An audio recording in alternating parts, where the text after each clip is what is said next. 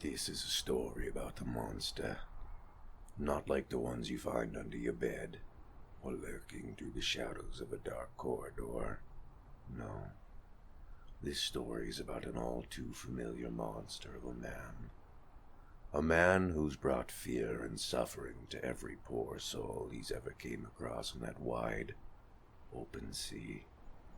A man who, if you were to dissect the place where you'd hope to find a heart, you'd only come to find nothing but empty, cold hollowness.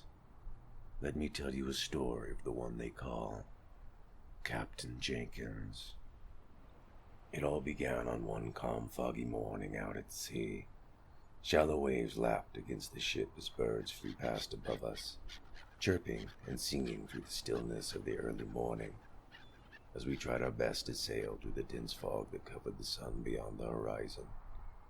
It was a little after first light, and all men on board were just rising from their slumber. The sounds of grunting and groaning filled the air, as some of the men began to hurl over the ship railings from seasickness, as well as a mixture of nausea from their drunken stupor, while the other men went straight to their posts, ready to continue to set sail for the new world. It all seemed like just another typical morning. That's when the day turned to hell in a handbasket. As all of us men tended to our designated posts, the lookout sitting in the crow's nest suddenly spotted something through the thick fog. "Incoming ship!"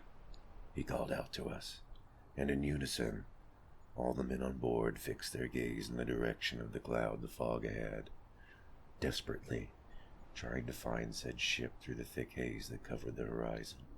But alas, only the lookout had the vantage point to see the ship.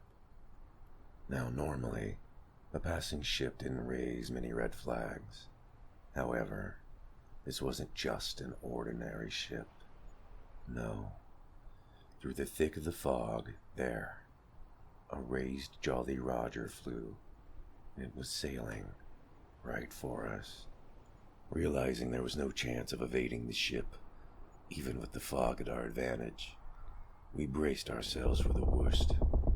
Immediately, all the men shuffled and shifted, standing their ground, waiting for what fate lay ahead as we all watched the other ship inching closer and closer.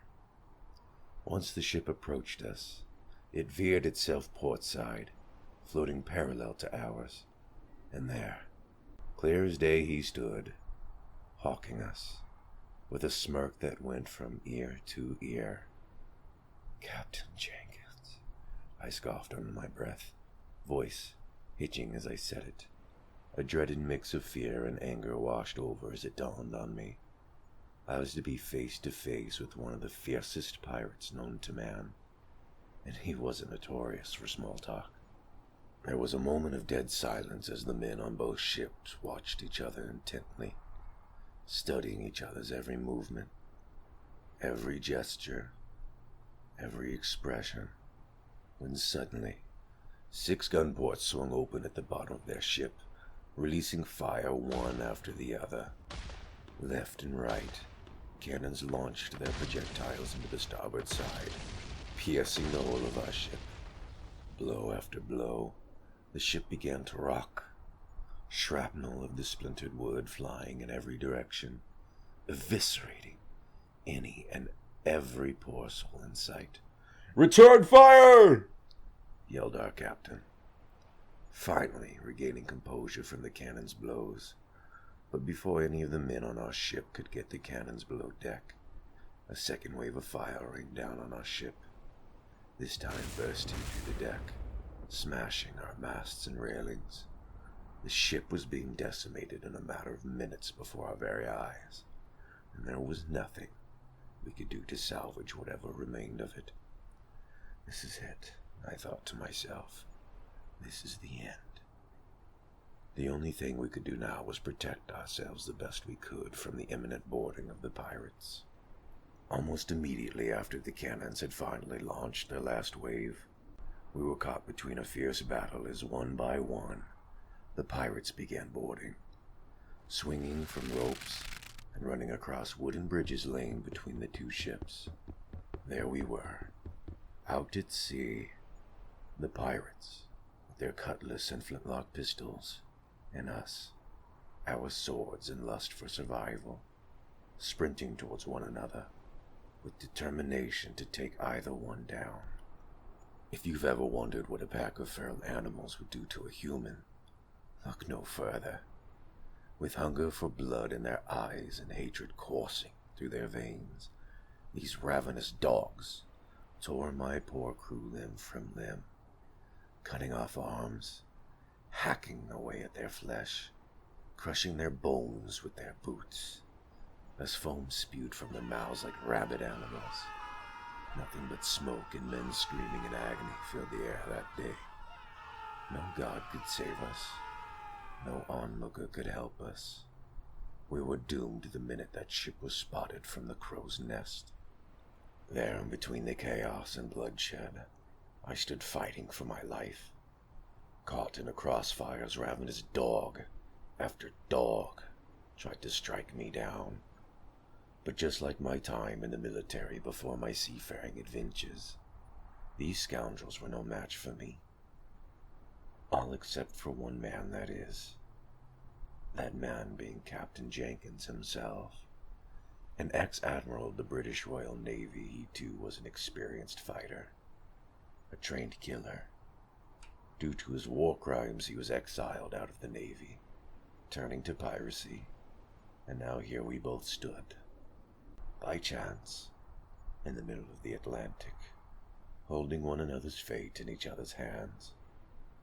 Locking eyes on the ship, this behemoth of a man, standing at maybe around 6'7", 290 pounds, came barreling towards me, ready to strike me with his cutlass. But just as he was about to hit, I parried the attack with my own sword. Again, he swung at me, but I blocked it once more, our blades catching each other, me using all the force I had to deter him from overpowering me. Seeing me struggle, he took this opportunity to pull his flintlock pistol in my direction, but before he could pull the trigger, I thought quick and leg swept him, forcing him to lose balance. He fell to the ground. The impact of his fall forced the pistol out of his hand, and we both watched as it slid across the deck. Overestimating my luck, I lunged at him with my sword in hopes to pierce him, but proving it unsuccessful, as he wound up his leg and knocked me over, kicking the wind out of my lungs. Instantaneously, I dropped to the ground as he then proceeded to force himself on top of me, his knees pinning both arms down to my sides as he began to choke me. More and more, his large hands tightened around my neck as I felt my sight begin to fade, the world around me closing in, my body becoming numb as he continued to strangle me, feeling my life being forced out of me. Out of nowhere, my vision came back, gasping for air.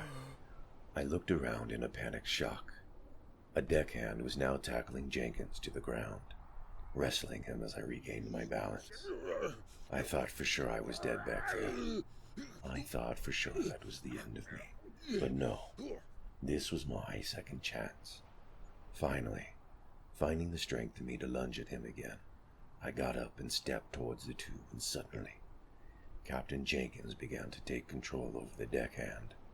Reaching for his cutlass lying on the deck beside him, he grabbed it, and in one swift blow, pierced the man who saved me, taking his life, draining the blood from his now lifeless body. I stood in horror as he threw the man to the side, ready for more blood. He then turned back to me, standing up, towering over my still faint body as I felt myself falling over. There on the ground, I began to feel fear chilling up and down my spine. As I crawled backwards away from him, his strides became wider and faster towards me.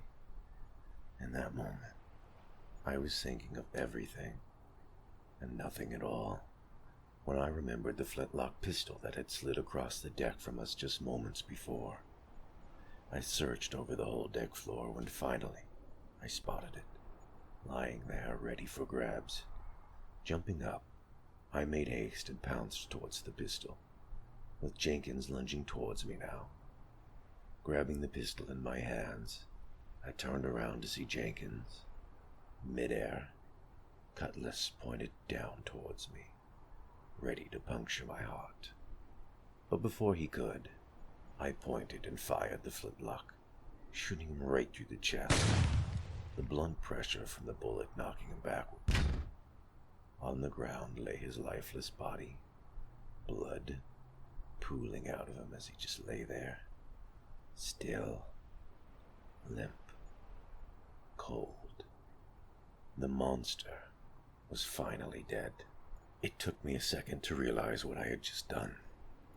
I had just killed the fiercest monster to sail the seven seas, but even with his body there, I could not believe it. I watched over him for another minute, making sure he was dead, and when I was sure he wouldn't take another breath, I grabbed his cutlass and made my way over to where all the other men were fighting, finishing the gruesome fight that this dead man had started. After about what seemed like hours, the dust settled and only a few of the men on my ship were left alive, either beaten or gashed. No one made it out unscathed. We had finally defeated those dreadful pirates, but our means for survival was still up for debate. Our ship was crumbling, collapsing around us. There was barely any deck left. The ocean devouring it slowly, sinking within the second. The only other option we had left to continue our voyage to the New World was the pirate ship, and so we gathered what we could salvage and moved on over, setting sail once more. Over the next few days, one by one, the men on our ship began to die out, either through infection or because of blood loss. And so by the time we reached the port, only a handful of us made it. There, at the docks, everyone reveled in our arrival and praised our victorious voyage, as well as the news of the dreaded Captain Jenkins being no more. It was so much to take in that even after days of settling into town, a part of me still trembled at his name. I thanked the men who fought alongside me that day, as well as the deckhand who saved my life. If it weren't for him, I too would probably be at the bottom of the sea, being feasted on by fish and algae. The sacrifices all those men made that day had made a great impact on the trade route between the old and new world, as well as the peace of mind of anyone faring the sea. For years, the oceans were terrorized. For years, people lost their lives by the hands of those animals.